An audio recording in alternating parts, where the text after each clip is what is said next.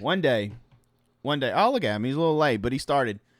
Christian sipping too, for those that can't audibly hear him sipping. But welcome back to another episode of Sippin With Sin, the podcast where we talk about stuff and things and stuff that are very interesting to us and to all, because things that are interesting to us are very fascinating to everybody. I don't care what you say. It is proven science and a fact. And it's just, that's how it is. That's the way of the world. But welcome back for another week, another episode. We do appreciate it. Hope you're having a great week so far. And we got a lot to talk about. We got stuff to talk about. And I will make you a promise on this episode. If you ever like to hear Christian razzled and get in one of his tirades and rants, well, we're probably going to give that to you this week. And speaking of Christian, let's welcome him back for yet another episode. The one, the only Christian. How's it going, everybody? It feels good to be back for another episode. We got some things to talk about, so I'll keep the intro light. I kind of think this is our 50th episode. I could be really wrong, but I kind of think this is a 50. Number 50. That's a big number for us. That's a big number. 50. 50 cent. 50. Feels good to have been doing something that long, to be committed to something that long. That's good. Does that make us professionals yet, or no? I mean, I feel pretty professional. I have notes here if you like to see. Check this out. So I got notes this make you page professional? full of notes, and then this page of notes, and then also more notes. So I'm ready to go. So notes make you professional?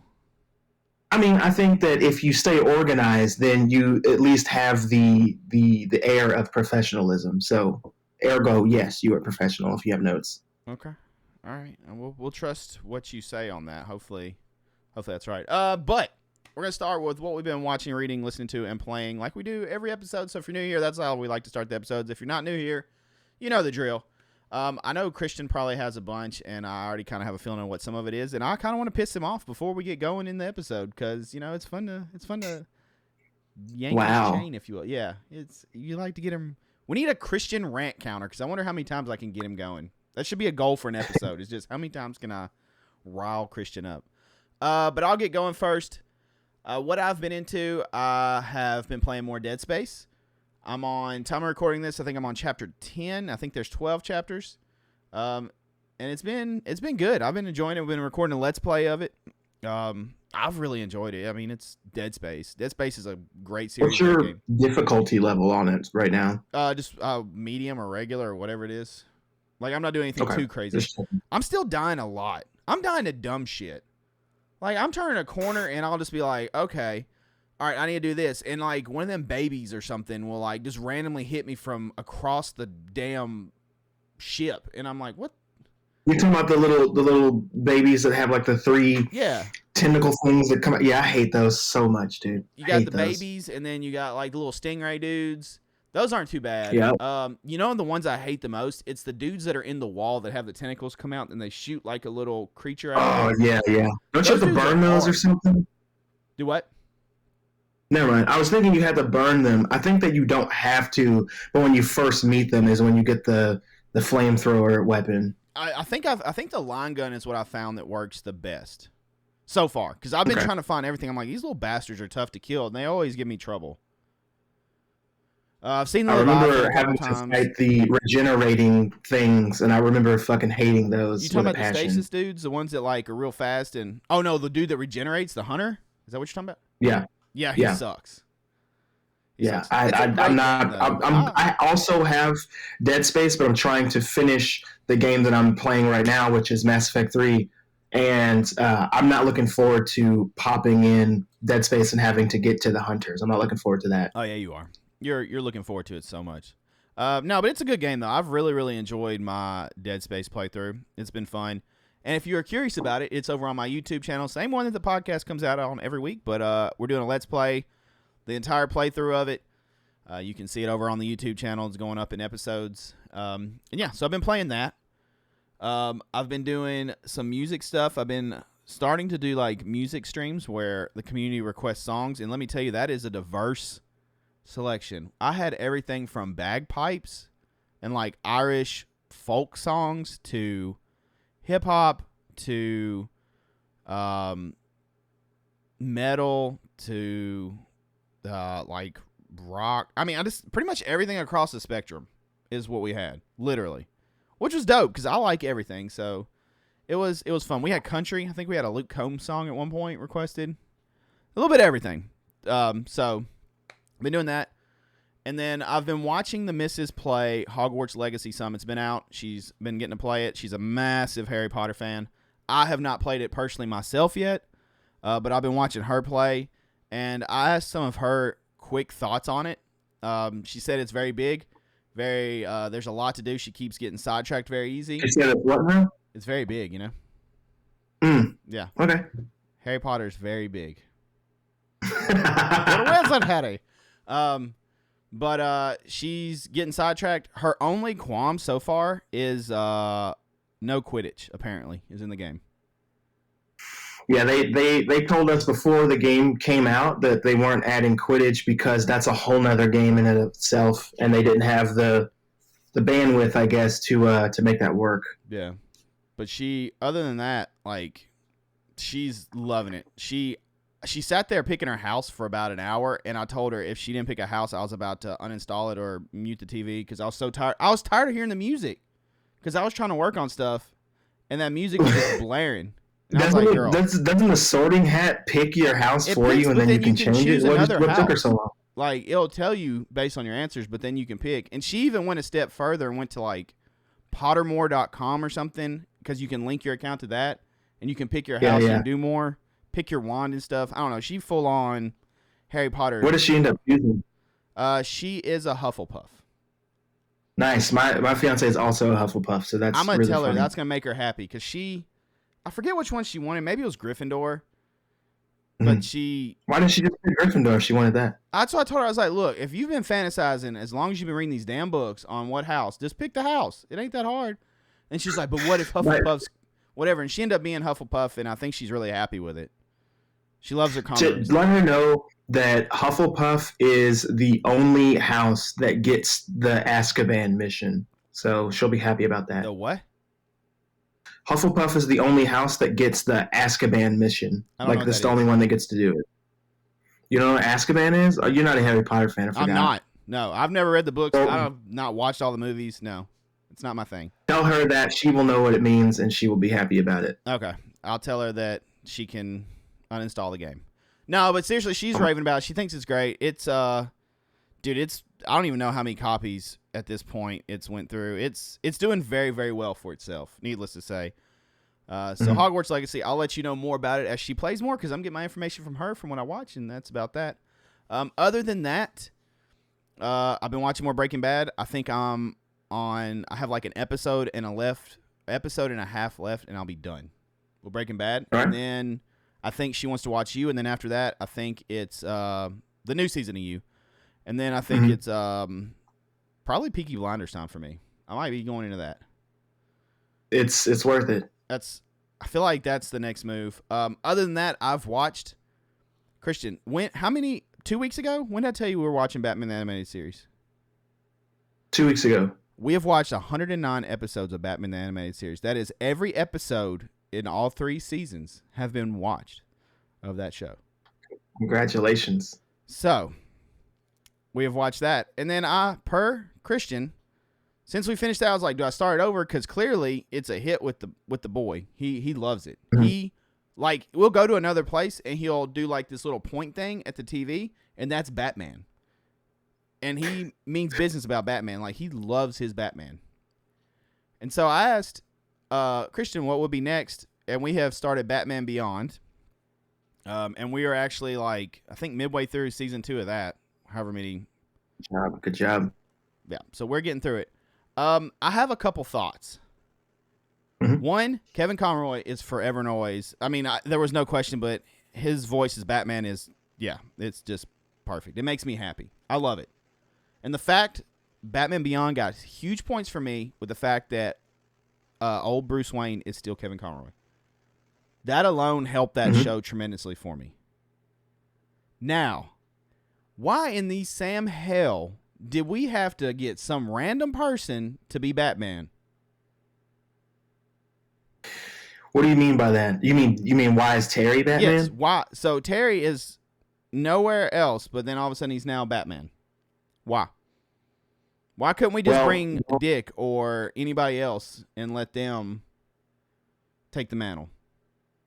Well, if you keep watching, that'll get answered. But also, when this show was started, so in what is it, 1999, 8 is when they started this. I want to say the whole point of Batman Beyond was to have a brand new Batman that was younger for the younger generation of kids, which was About Damian Wayne. Well, no, Damian didn't exist at that time, and they didn't want a new Robin. They wanted a new Batman. Well, I mean, they wanted a Batman who was he in source material at that time? Damian did not exist at all at this time. He didn't. Damian's very new. Like he's like 10 years old. In like our years. No, he's older than that. He's like maybe. How old is Damian? 15. So he now? came out in the 2000s. Is what you're saying? Late 2000s, yeah. Like he's very new. He's very new to the scene. So there was no Damian. The latest Robin that we had at the time was Tim Drake. And like I said, the point of Batman Beyond was to make a new Batman who was younger and cooler and talked like characters that were younger and cooler, i.e. Spider-Man and like Static at the time.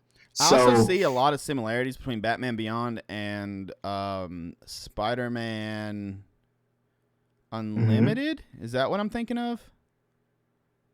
Yeah, the second version of that where he's in the future. Yeah, exactly. I think that came out around like 2000. It's very, very early 2000-y, if that makes sense. Like just the intro, the vibe of it.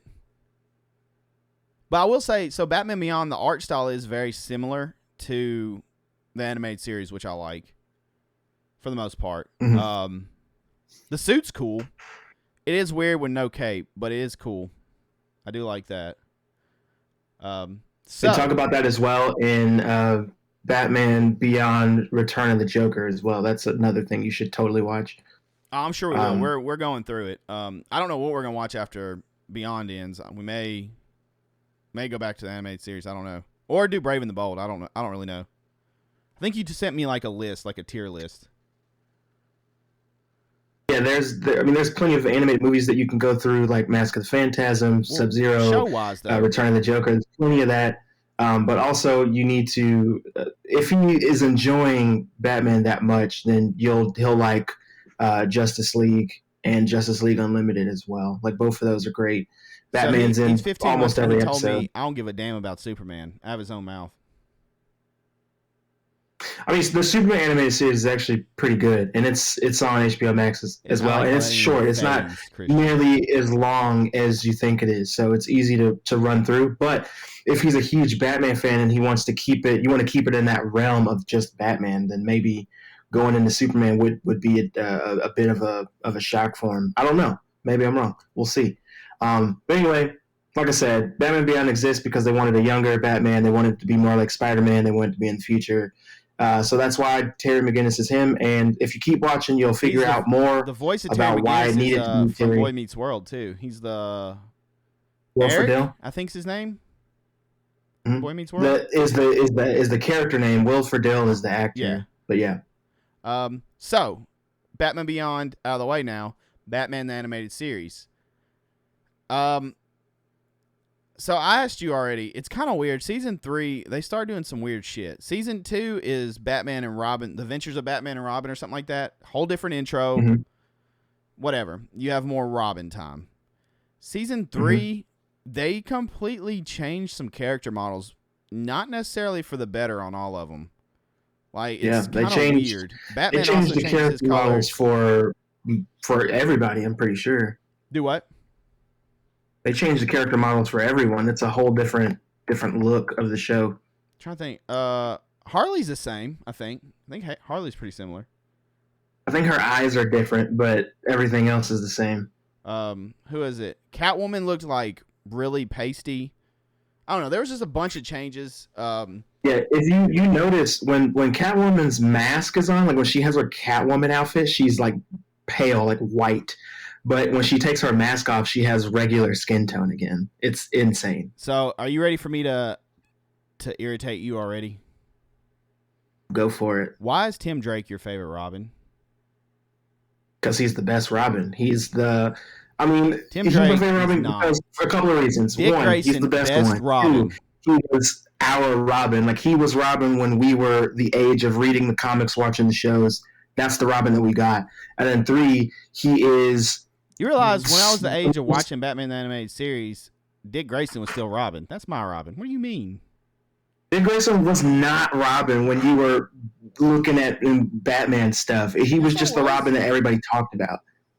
He was just the Robin that everybody talked about because he was the first one. He was my Robin. He was on the animated series. I watched him as Chris O'Neill on Chris O'Donnell, whatever the hell his name is. I watched him in that's how I know he's my Robin. Movies. Say his damn name. That Dick Grayson is my Robin. How dare you? You a damn lie. How dare you disrespect Robin?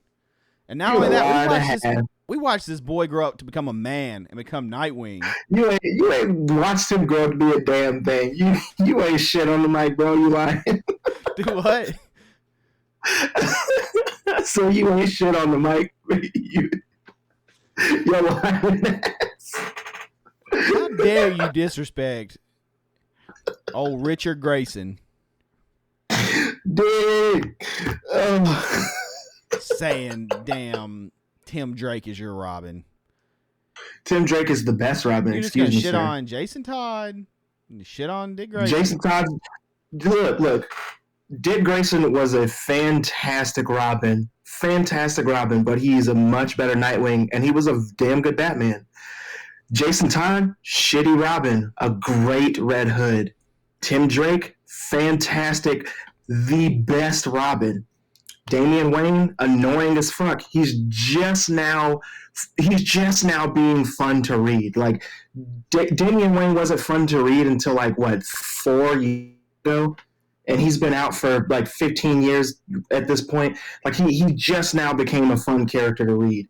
If you take every negative thing people say about Batman to make him into a joke, that is what Damian is. He is just that. He's super arrogant. He can do everything. He's super young, and all he does is talk about how badass he is. He's like, oh, I don't care about killing people. He literally everything that you say about Batman that is meant to be a jab at Batman fans is just Damian. But people like Damian because he fucking kills people. Like, I don't care about that. Like, Deadpool kills people and people love him. Punisher kills people and people love him. But then you get to people like Batman, and you get to people like Superman, and you get to people like Spider-Man. Like, why don't they just kill their villains? And it's like, here's the problem with that.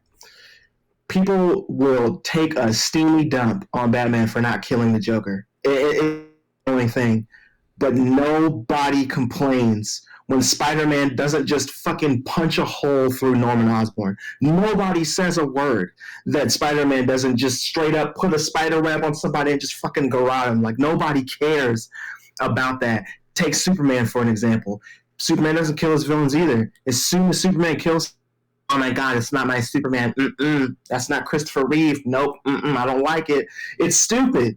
You can't have your cake and eat it too. It's a comic book character. People want to see them do different shit, so that's what happens. So Batman kills somebody, and you're on one of two fences. Either, oh yeah, I like this Batman, he's more like the Punisher, or I hate this Batman, he's not my Batman. Then you get Superman that does it, it's the same thing. Spider-Man, however, no. You can't have Peter Parker kill somebody. That's not him. Nope. Can't do it. It's like, why? Christian. Why don't we have the same argument? Christian. What's up? So we're not even 20 minutes in and I already got you riled up once. God damn it. Also, just for the record, Tim is annoying, kind of, in the show. In the show, he is the age that Dick Grayson would have been if he were Robin, the age he's supposed to be in the show. You will address him as the best Robin when you say his name.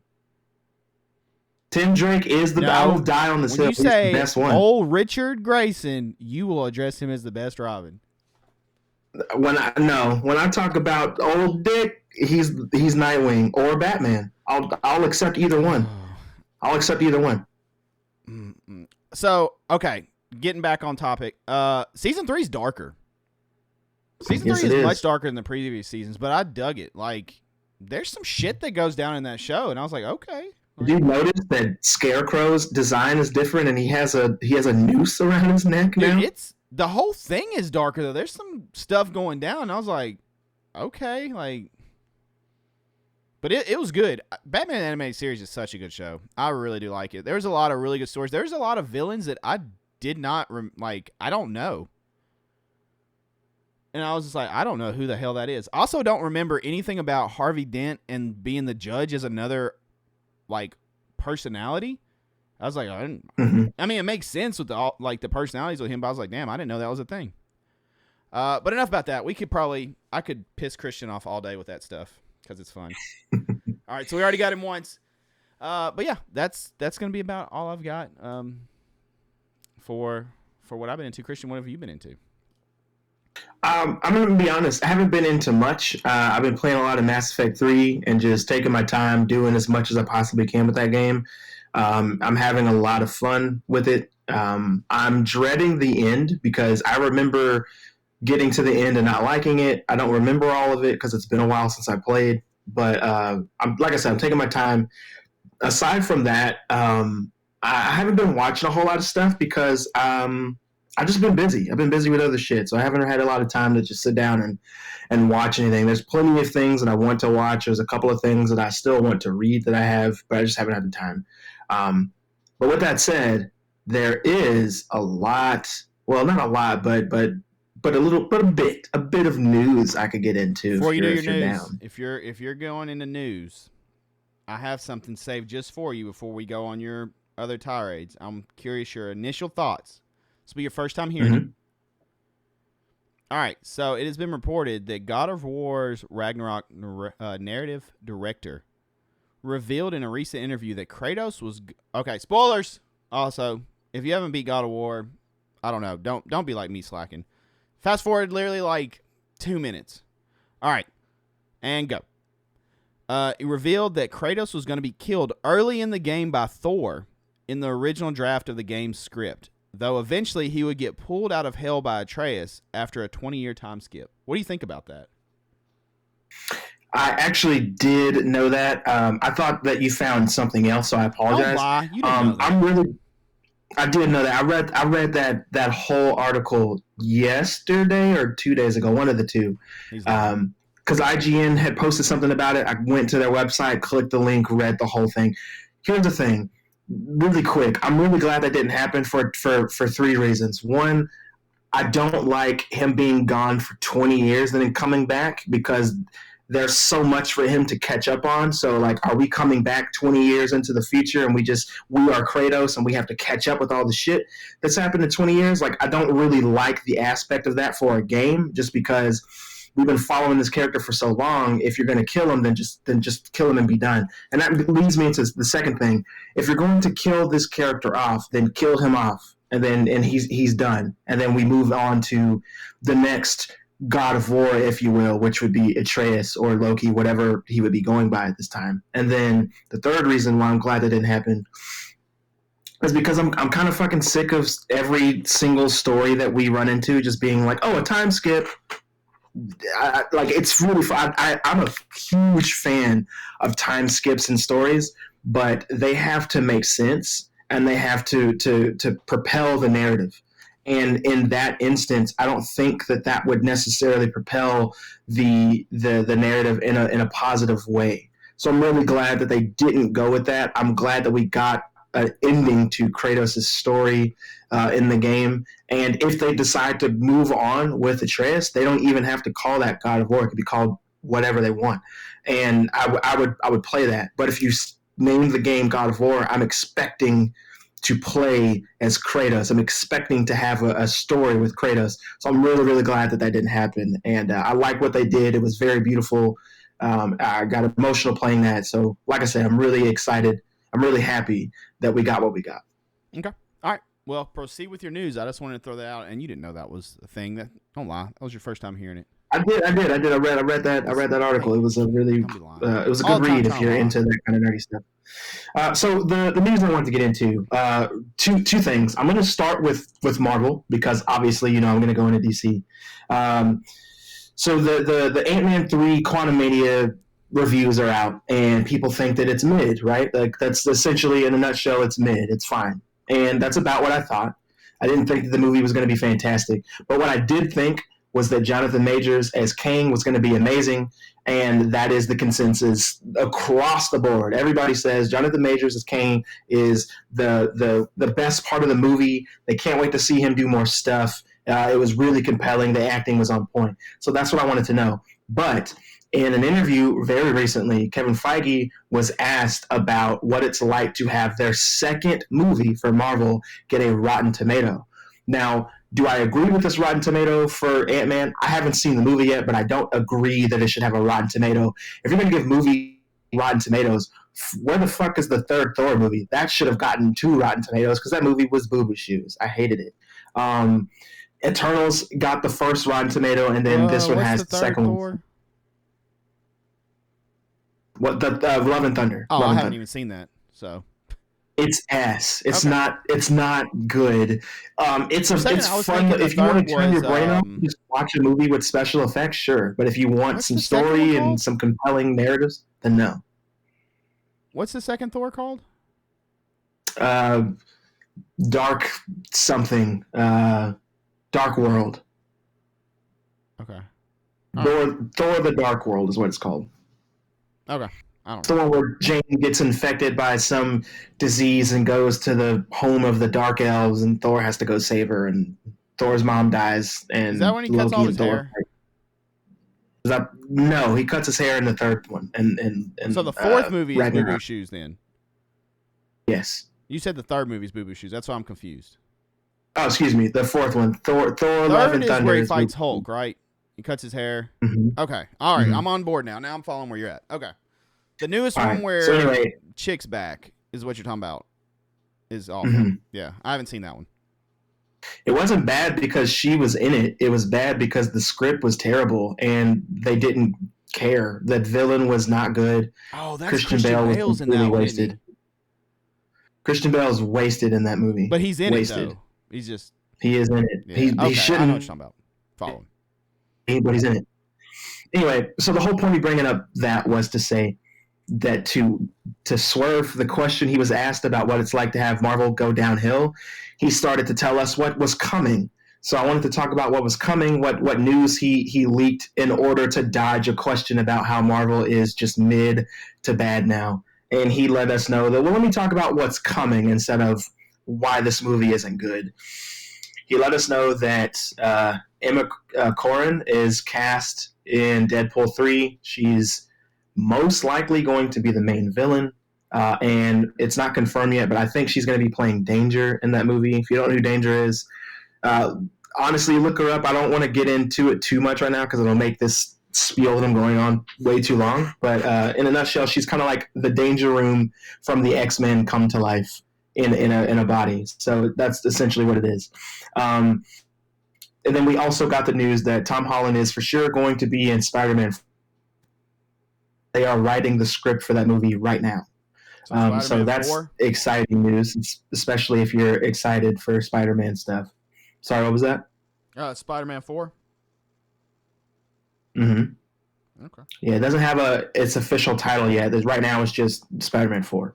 And then aside from that, we know that Captain America New World Order is being filmed this month. So they are on par with that movie. They're doing what they need to be doing.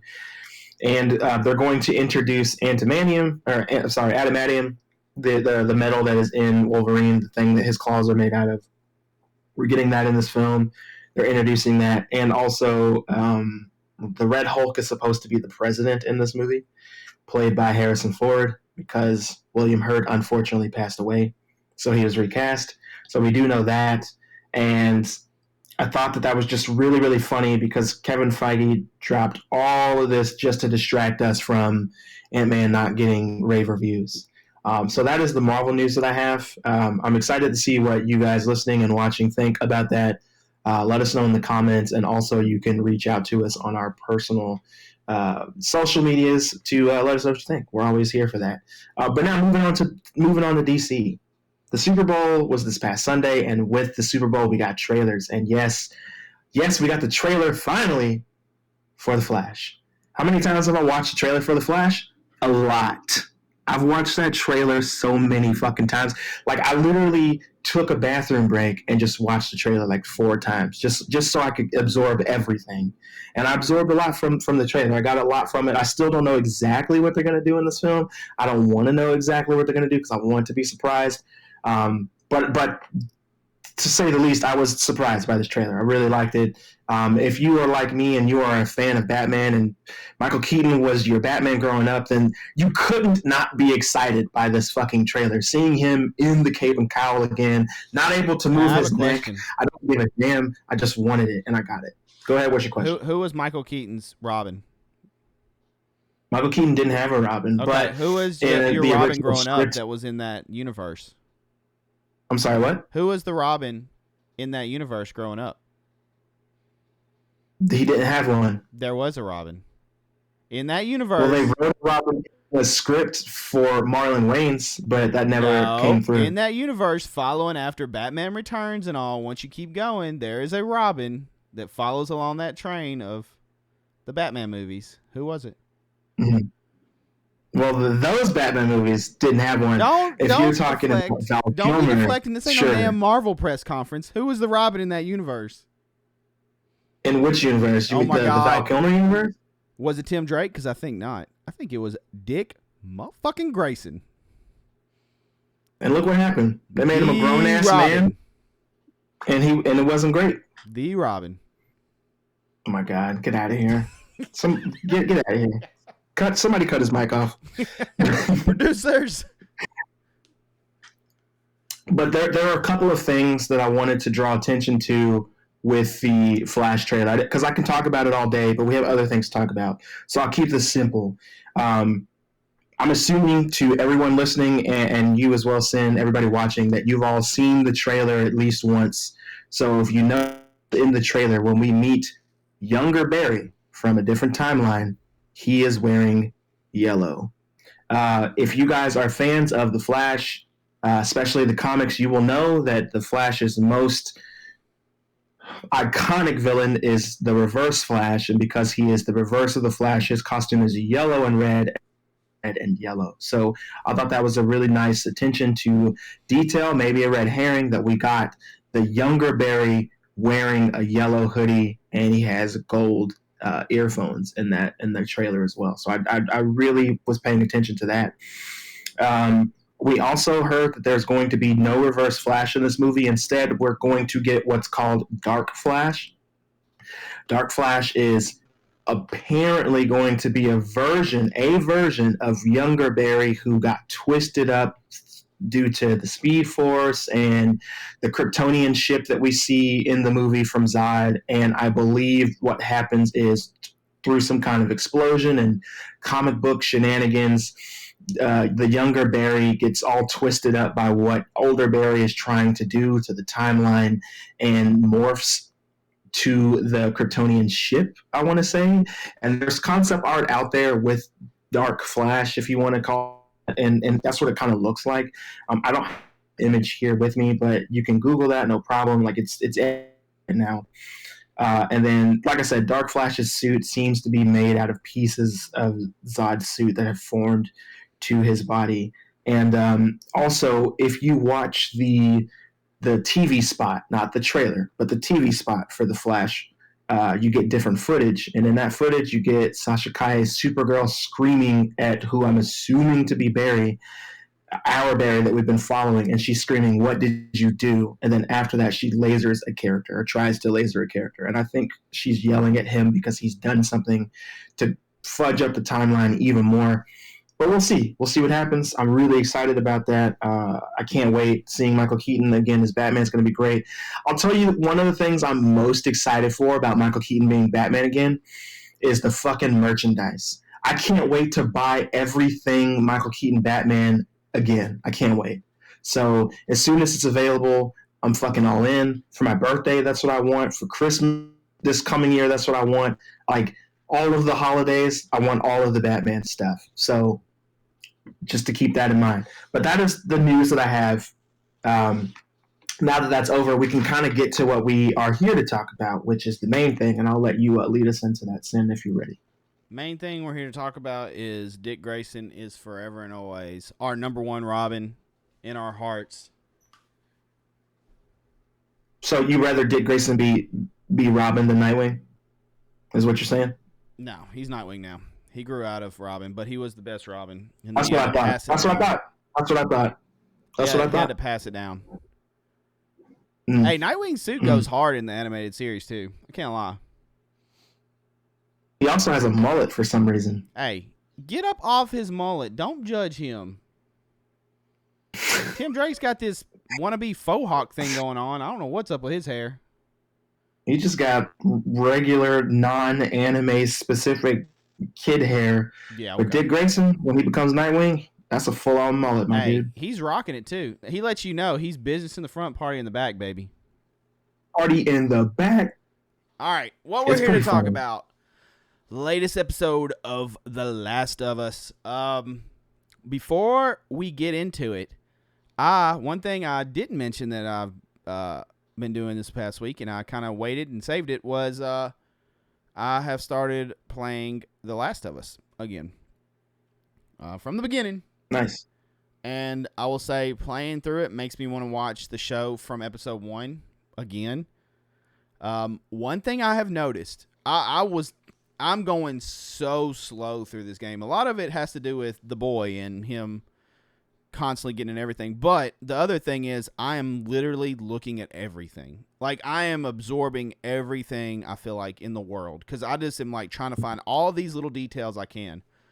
One thing I noticed, and I'm playing the remastered on PS5. One thing I've noticed, Christian, I don't know that you know about this. When you play as Joel, the lights on around like the touchpad on the PS5.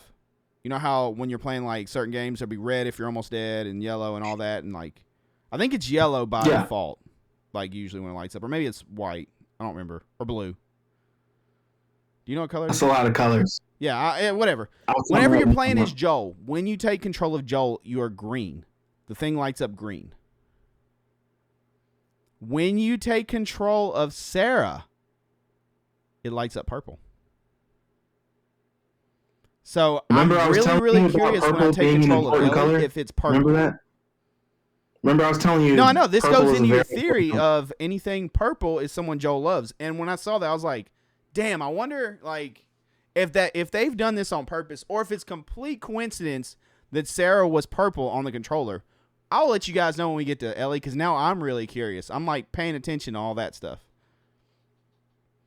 But yeah, I had to throw that little fun tidbit out. But let's get to the episode. It's episode 5.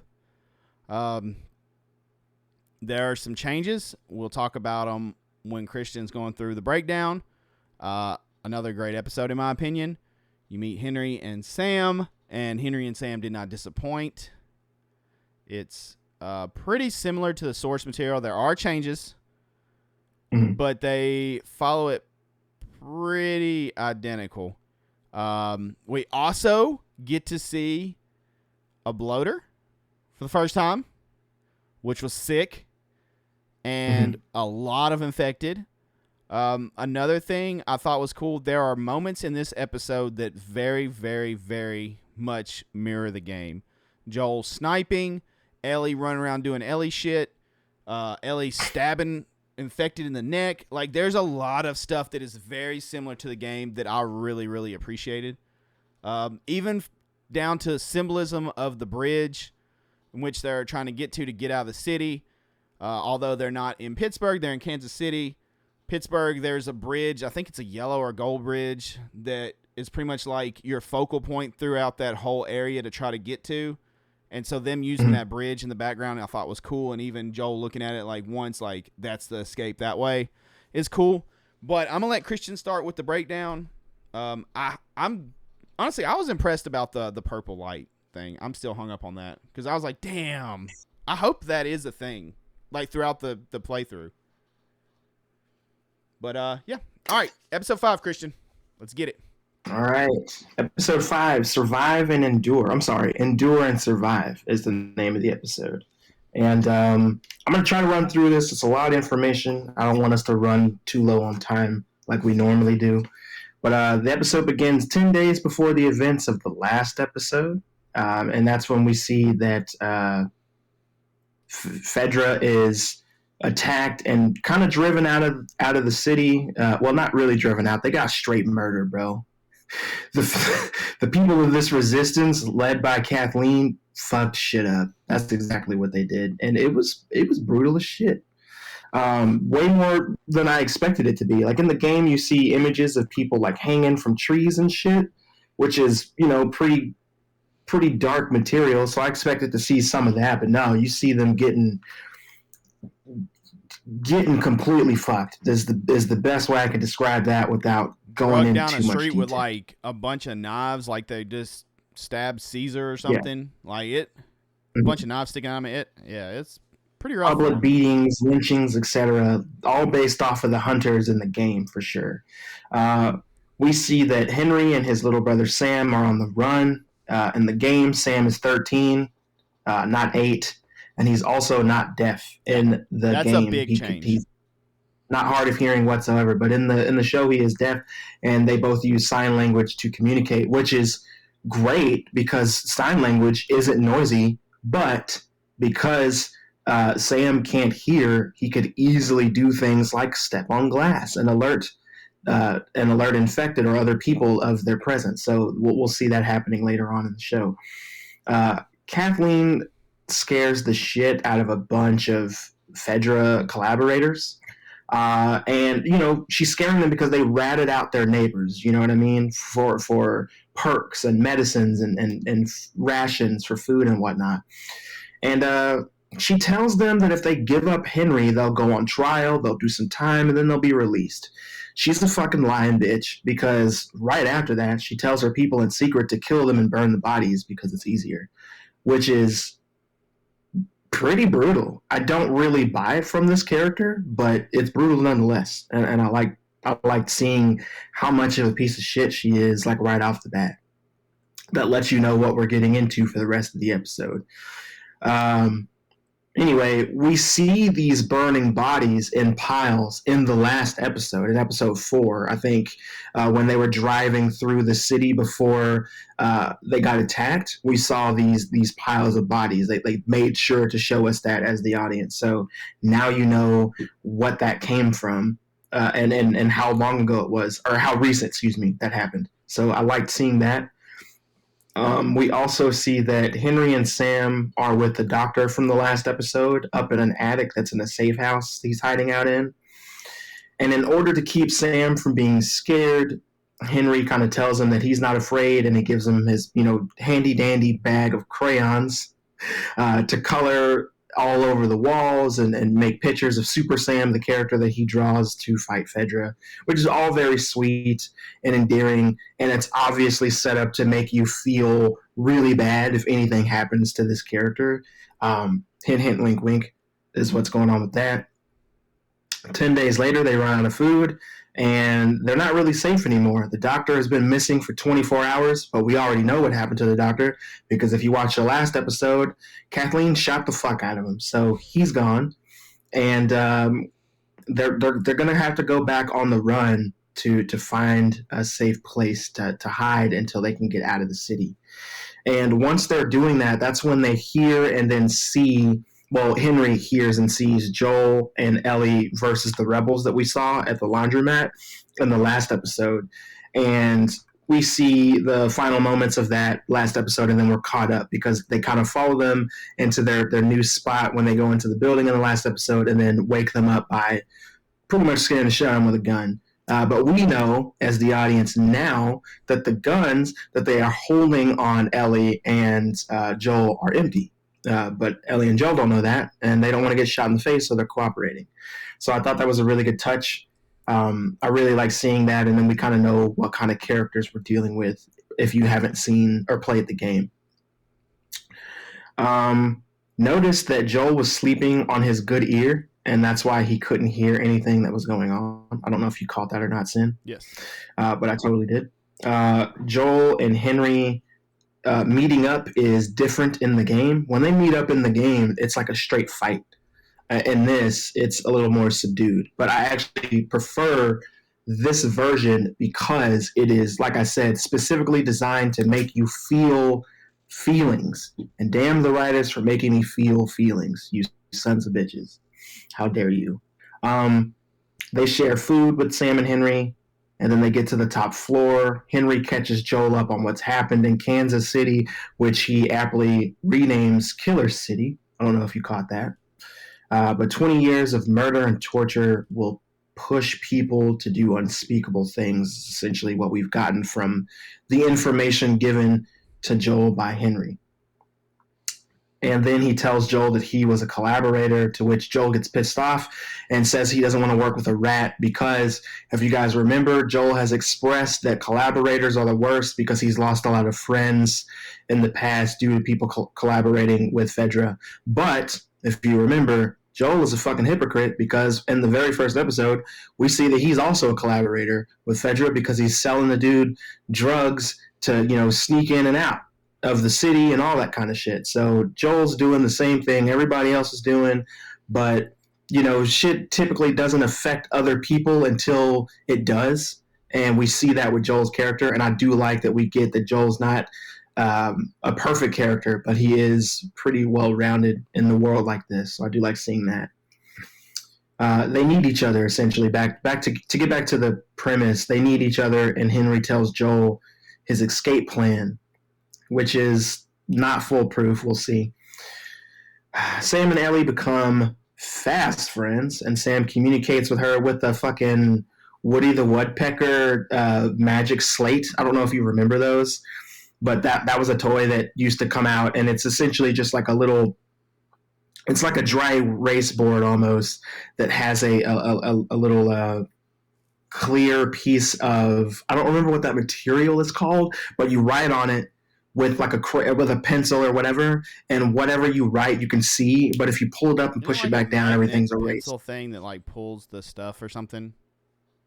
Yeah, it pulls the graphite or whatever, granite out of the thing, so you can keep erasing it and writing and keep erasing and writing, and you never run out of ink or lead or whatever. Like, it's really cool. They used to sell those back in the day. I remember having one, but like I didn't give a shit about it because the last thing I wanted to do with toys was like write and read. I was trying to get all my action figures together and have death matches and shit. So it's really cool to see them use that old toy as like a main source of communication now. So I really liked seeing that. I thought that was awesome. I don't know how you feel about it, but I thought that was super fucking clever, especially since that's a change from the game. We're never running out of ink or anything like that. Like, it's actually really smart. Mm-hmm. They go through the tunnels, which is a part of Henry's plan, and they find this kid's school / play area, which is in the game.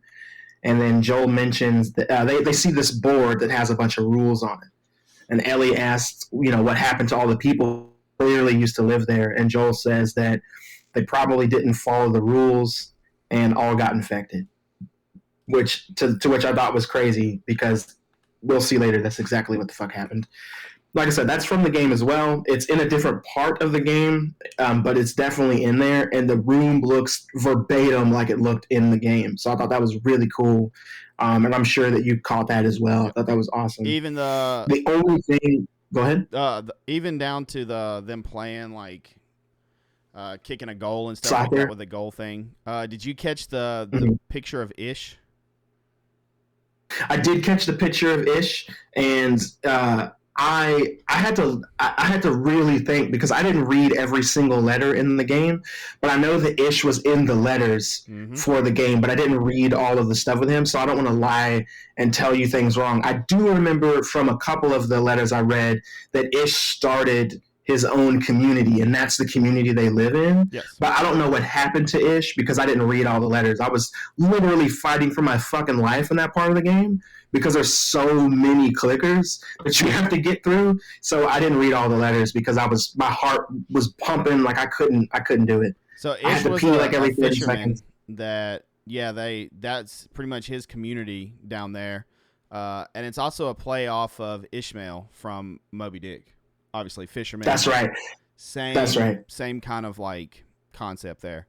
But that's really cool. I thought it was cool that it wasn't much about it. It was literally like I think just a kid's drawing or something that said Ish on it. in somebody. So I thought that was a really cool little Easter egg. Oh no, it was Ish, and Ish was the protector. Ish and what was the other character's name? I'm drawing a blank on it. Damn. Yeah, it was Ish and another guy. They were the protectors of the little town that they cultivated, and they were like, they drew them as like cops almost. They were the protectors of the town because they were stealing riot gear from the cops that from Fedra that they got killed or whatever. I don't remember all of it though because I didn't read all those letters unfortunately. So I don't want to make some shit up. So I'll just keep moving on. If you catch anything else that I didn't read or didn't catch in the game, please let me know. But moving on, we see that Sam finds a Savage Starlight comic, which is one of Ellie's favorites when they're in that room. And the cool thing about that is that's from the games as well. And you see on the comic in the show that it's made by Dark Horse. And I thought that was super cool because Dark Horse is who made the Last of Us comics for Ellie, like in real life. So I thought that was really awesome. It was a good wraparound. I just really enjoyed that. On, Henry opens out, turning in Kathleen's brother, who used to be the leader of the kind of resistance group. And he turned him in to save Sam because Sam has leukemia and he needed to turn in certain people to get medicine from Fedra. So that wasn't in the game either. That's completely new to the show. I don't necessarily think they needed to do the leukemia portion because of what happens in the episode. But like I said, it makes you feel feelings, and those sons of bitches are real good at making you feel things. It justifies what Henry has to do, like being a collaborator. Like, yeah, he's a rat, but he did it because his brother had leukemia. Like, that's just a whole justification thing. Yeah, but like I said, the reason why I think that it's not so much so necessary is because of what happens. Anyway, moving on. We'll move on. We'll get to it when we get to it. Henry can also tell that Joel was a father because there's a scene where he says, your dad is pretty uptight to Ellie, and then Joel and Ellie both say at the same time in sync that, he's not her dad. And I thought that was really funny. So Henry says that you may not be her dad, but you were someone's. And I really like that line because everybody that's around Joel can tell that he treats Ellie like a father would treat a daughter, especially in a situation like this. So I just thought that was really cool to see. And it just makes you feel more, like I said earlier. Definitely makes you feel more. You go on with and you leave that room. Did you notice, I think it's actually, can't remember if it's when they're kicking the goal or it may be when they're reading the comic, but Henry is talking to Joel and they're kind of just like looking at the kids or saying something about how happy they are. And Ellie laughs or does something. And when she does, Joel actually looks at his watch. No, I don't. If I saw that, I don't remember it because I didn't write it down. So I'm just gonna say no, I didn't. And like that. To people not really paying attention to it, the watch doesn't work. So obviously he's not looking like, oh, we need to go. Right. It's time. I think it's just the seeing Ellie laughing and stuff, and kind of that daughter figure, like you're talking about him, even though that's not his daughter, how he treats her. I think it was a quick reminder of like Sarah, and he just quickly glances down at the watch and then continues what he's doing. Mm-hmm. So it was a really cool, quick thing that I liked. I'm just going to say no, I didn't notice that. I'm glad that you brought that up, but that's really cool. We've seen Joel a couple of times now kind of look at his watch in remembrance of his daughter and the life that he had. And also just like every time he starts to feel anything other than just hopelessness, like he looks at that watch. So I think that's really cool. I think that's really cool to see. Moving on outside of that room, man, this is the part that really started bothering me a little bit about this episode. But we see at this point that I forgot to say, Henry even though he turned in Kathleen's brother Michael, he does say that Michael was a great man that he would follow into hell essentially, and he feels extreme remorse for what he did, but he had to do it to save his brother. So I just forgot to mention that part. But aside from that, we go to Kathleen, which is annoying. Kathleen is reflecting in her childhood bedroom, and we learn that she shared that room with her brother. We also see that she tells Perry that Michael was calm and forgiving, and she is not. She wants revenge over everything, essentially. She don't give a shit about what's going on, and then she says, "I am vengeance." that'd be hilarious. Perry, her like go-to guy, says that Michael was a good man, but she got shit done, and that's why everybody follows her. But I'm gonna say this again. I do not buy Kathleen getting shit done. I just don't. I don't buy it. I don't buy her character. I hardly buy her motivations. It just doesn't sit right with me. What I will say about Kathleen and her relationship with her brother is if you read between the lines, it seems very incestuous. Like she clearly has a thing for her brother, the way that she talks about him. And I don't know if you picked up on that or not, but like every time she talks about her brother, she's not talking about him like he's her brother. She's talking about him like he's like she would talk about a husband or a boyfriend. You know what I'm saying? Like that's what I'm getting So what from you're every saying time is she her talks. real last name is Targaryen, Kathleen Targaryen. Oh. It might as well be because she Keep did say bloodline fuck them pure. kids in the same kids die all the time. Like I'll never, dude. That scene. She says anyway, a lot we'll get of to like that. We'll shit. get I to was that. like, God, they're just really piling on her character. Like, Yeah. We see that the gang makes it through the tunnels and they get shot at by a fucking sniper, saboteur, and Henry tries to run. I don't know if you noticed, but Henry tries to run and gets shot at, and he doesn't make it, so they have to go back. And in the game, Henry and Sam straight up abandon you at one point, and Joel tries to beat the shit out of him later when you meet up again for that. I remember that. And then you see that later in the game, Henry saves Joel and Ellie from drowning. So that kind of redeems his character in the game. They don't really have that in the show, but they did do that in the game. So I thought that that was a cool reference to that, him trying to run and leave them. Even though they were like, no, don't run. We got an idea. Like, I thought that was cool. Joel flanks the sniper. We find out that the sniper is a fucking old ass man, like in his 70s, bro. I love This Joel's dude's comment. old as fuck. He's like, they're like, oh, what are you gonna do? He's like, I'm gonna flank him. They're like, what? He's like, his aim's shit. And you realize he's old as hell. He probably can't see a damn thing. He's just pinning them. Maybe. Yeah, and it's dark. Yeah, he can't see for shit. He just knows that things are moving, and he's trying to. We learn right after this scene that his job isn't to kill them. Yeah. His job is to stall them until Kathleen and her militia get there, right? So Kathleen and her band of merrymen. yeah, that's why he's not killing anyone, and that's probably why his aim is so bad.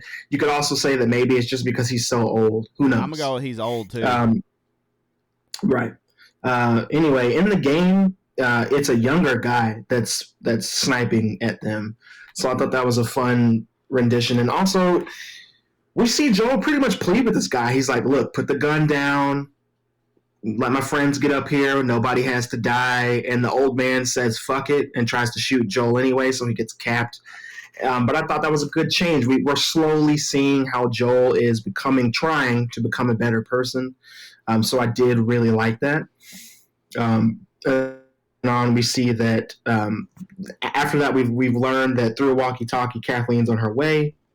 She comes in like a fucking wrecking ball with the plow truck that has the word "run" spray painted on it, which I thought was hilarious. Joel straight fucking snipes the driver, which was dope, and that's also from the game. But in the game, the guy's trying to throw Molotovs at Ellie, I want to say, and Joel snipes him, and then the Molotov blows up in the truck, and then the truck runs into a house and like catches on fire and blows up. So I thought that was really cool. But moving on from that, it's crazy, bro. Like, an explosion happens nearby a house, and the truck is fucked. Kathleen pretty much says, fuck them kids. Henry's like, hey, I'm going to come out. Just leave the kids alone. She's like, no. The kids that you're with, one of them was one of the people who killed whatever the fucking guy's name was from the last episode, so I can't. And your brother's a collaborator, too. And he's like, they're just kids. And she straight up was like, kids die every day, all the time. And I'm just like, what, bitch? She's like, this is what happens when you fuck with fate, is what she says. And she let him know that she's going to kill him and she's going to kill these 2 children. And at this point, as a viewer of the show, you're like, this bitch gotta go. She has to go. There's no way. Do you see a big hole in her mentality of kids die every day and like all this shit? Without kids, humanity's gone. Not only that, you're not immortal, but bitch. How much of a hypocrite is she? She's like, kids die every day, it doesn't matter. But she's only doing this because her fucking brother, her brother died, right? But Henry didn't kill her brother. Henry turned her brother in. Her brother died because Fedra is a piece of shit.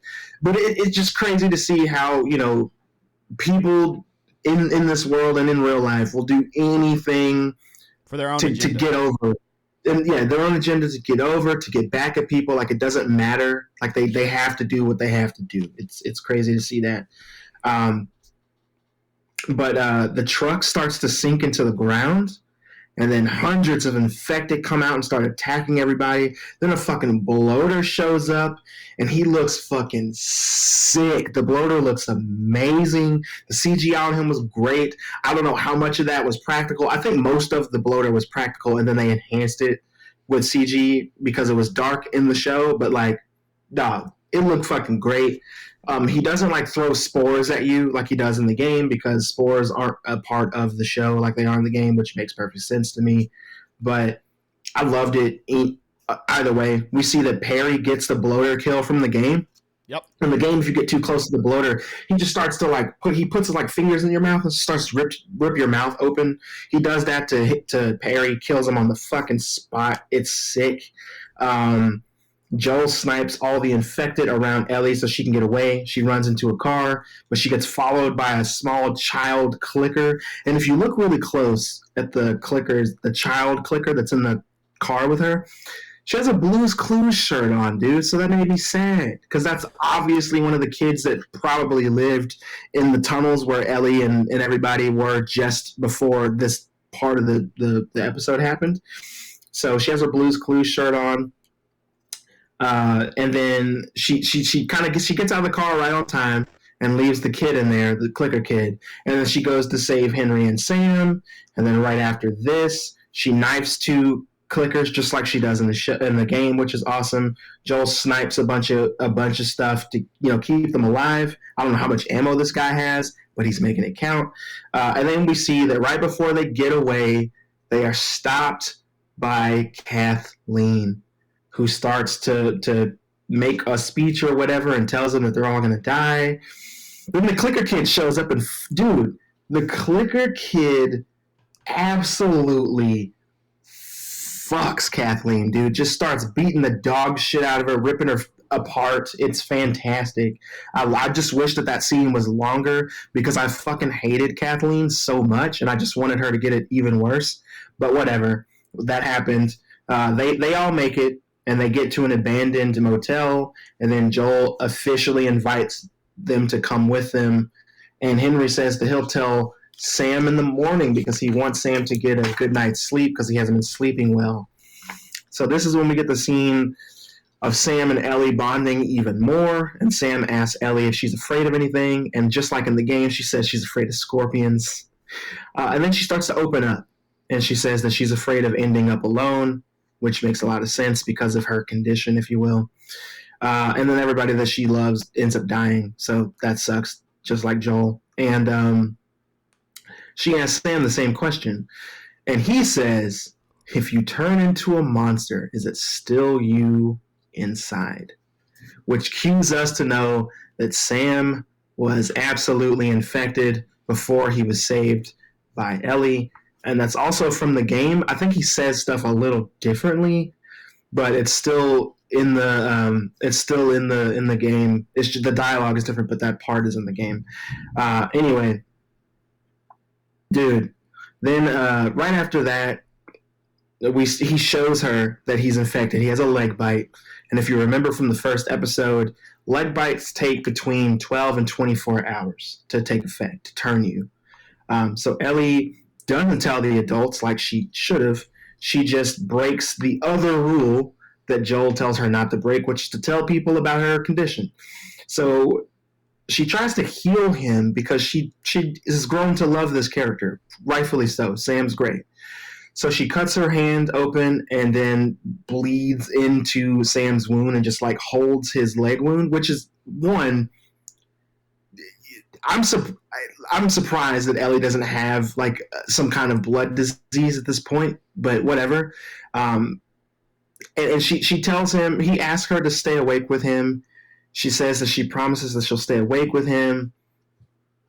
And man, it's fucking sad as shit.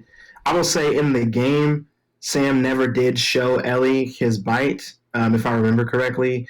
And they also didn't sleep in the same room. She was asked to go check on Sam for breakfast the next morning, and when she goes to check on him, he attacks her because he's turned. You're right. He doesn't show her the wound in the game, but whenever I think she's not looking at her, she goes away. He does lift his pants leg to reveal he has it, but he never shows it to her.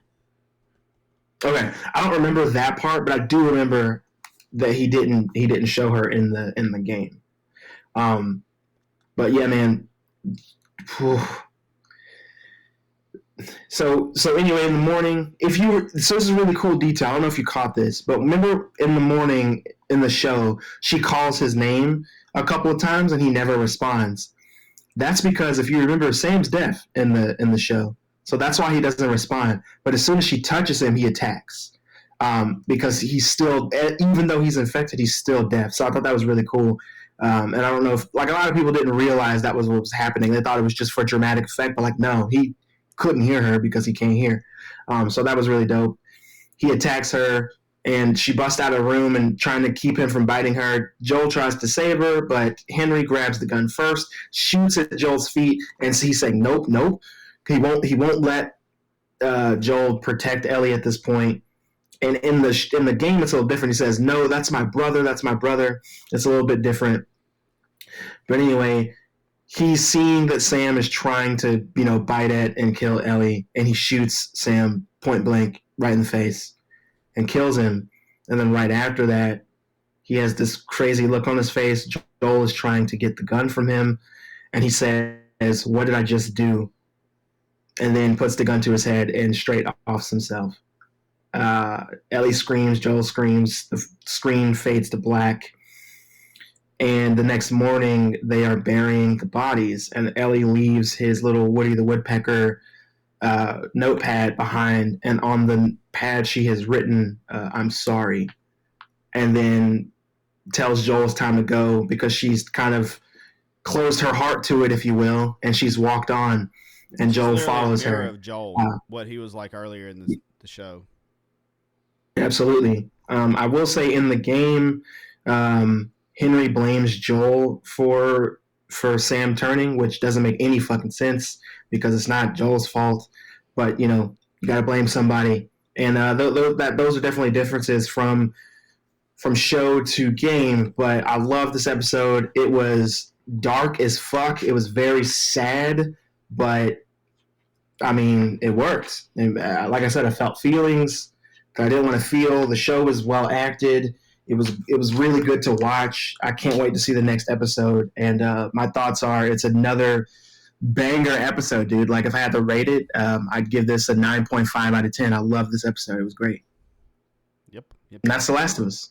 It is. One difference they didn't show, they go through like a little department store, and Sam tries to take a little toy robot in the game, and Henry's like, no, we don't carry stuff unless it's useful, whatever, in your pack.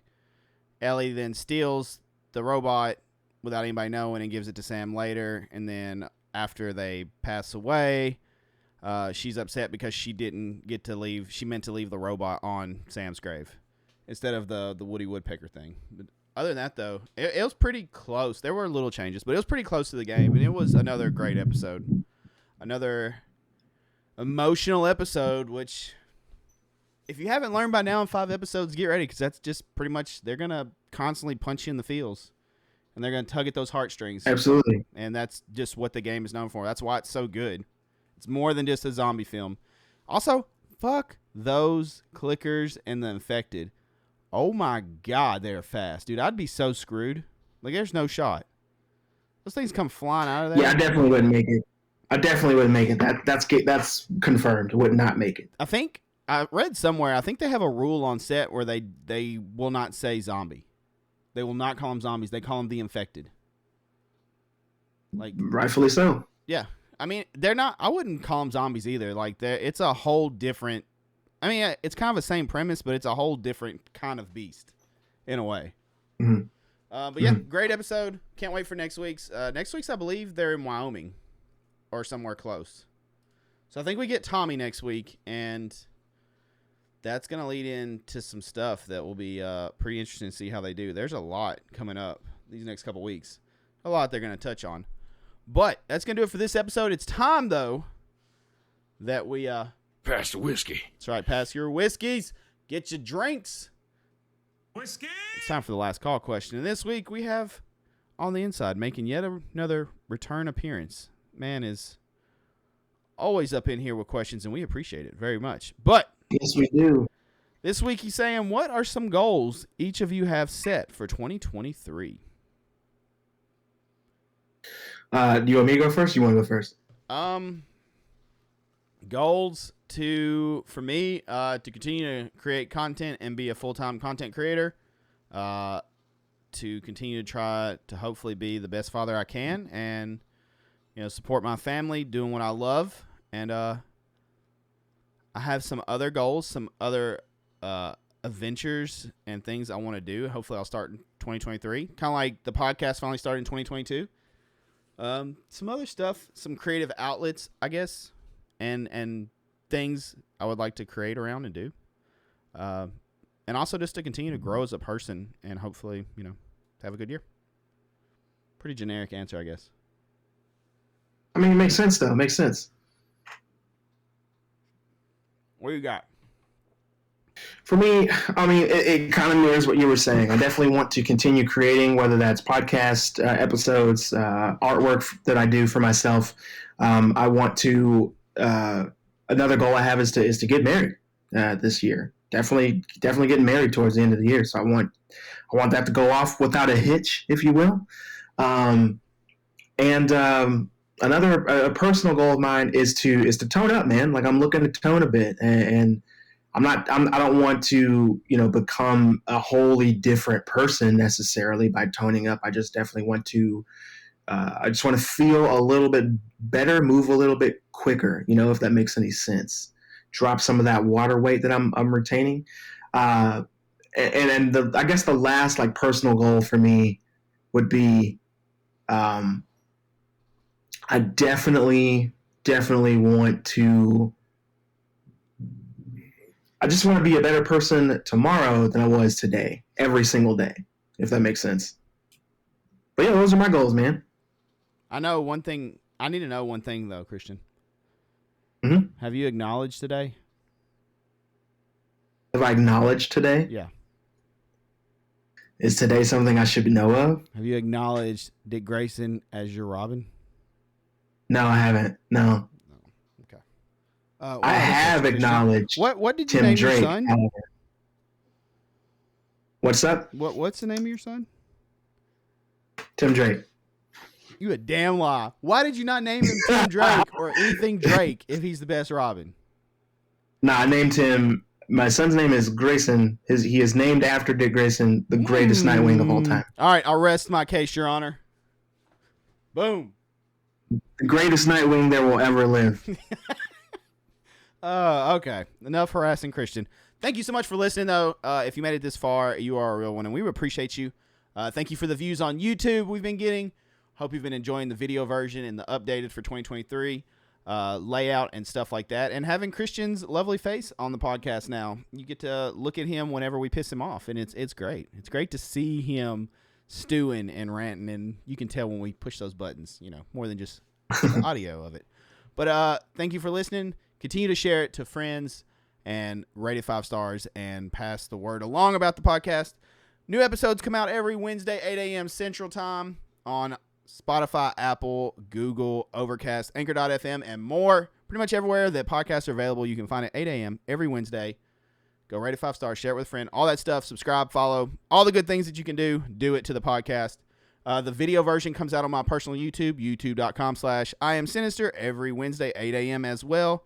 So you can see the video version, or you can do both. You can listen to one in a car and then go watch the video version later and see our faces.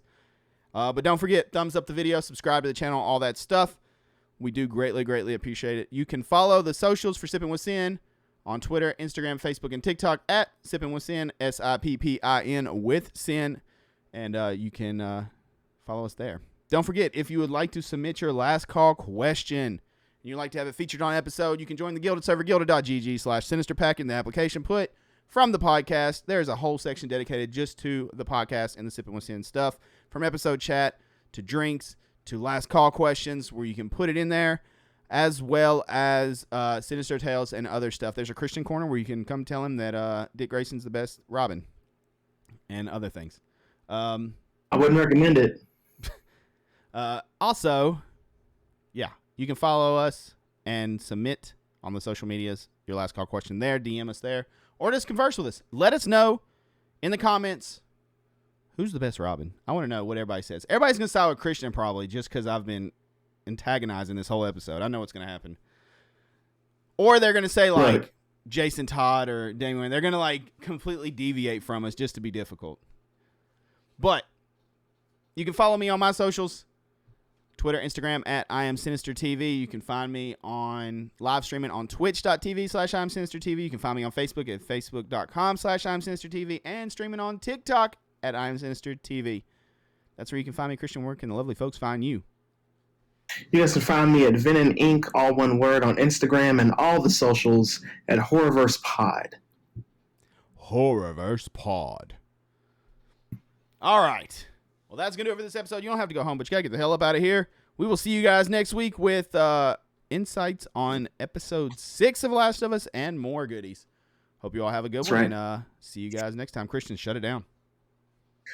Thank you all so much for tuning in to yet another episode of Sipping With Sin. Be sure to leave a 5-star review, smash the like button, and leave your recommendations in the comment section below. But above everything else, don't forget those 3 words to tell you guys every single episode. Those words are, say them with me, don't get gutted. See you guys next time.